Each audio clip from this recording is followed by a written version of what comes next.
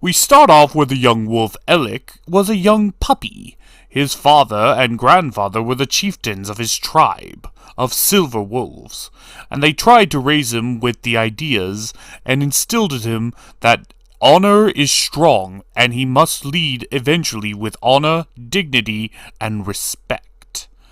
And that treat everyone, all of the members of his silverback tribe, as part of his family and protect them at all costs. But they eventually fell on hard times. Food was scarce, barely anything to eat, and what they did have was very unedible, thanks to raids on their Silver Wolf village. Things have gotten low, very low.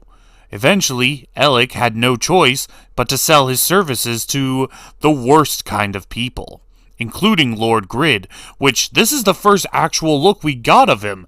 He's a pig. Yes, he is definitely a pig. He is very greedy, very evil-looking, No, I mean he's an actual pig. So you're telling me the big bad of this series is going to be a pig? Why not? I mean, we're working with fluffy bunnies. Obviously, honorable warrior, prideful leader, doesn't really mesh well with mercenary for hire work, especially for working for someone like Lord Grid. So clearly, the reason he's so angry all the time and so harsh is because he's always been conflicted about what he's forced to do. But that matters little now because he's in Theo's care. And even though he hired the Minotaurs to beat them up if they attacked, he's not above letting them live.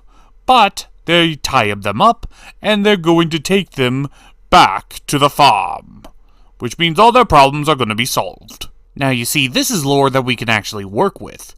Yes, Lord Grid has been a name that's been surfacing time and time again whenever there's an issue revolving around food or supply chains. It seems that Lord Grid has quite the tight little grip on everything in the tower, which is why there's so many individuals that are currently suffering from food shortage. Control the food, control the power.